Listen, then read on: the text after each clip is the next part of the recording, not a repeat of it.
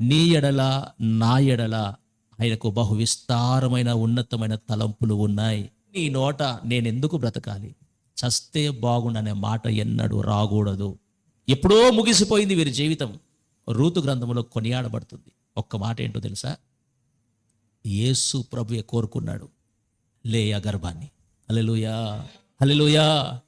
యేసు ప్రభు కూడా తృణీకారానికి, రిజెక్షన్కి గురయ్యాడు. లేయా గర్భముల నుండి వచ్చినటువంటి దావీదు, యూదా వంశం, యూదా గోత్రం, అందులో నుండి యేసు ప్రభు వచ్చాడు. Praise the lord. నీవు సహించు, నీవు భరించు, నీ మనస్సంతా యేసు మీద ఉంచు.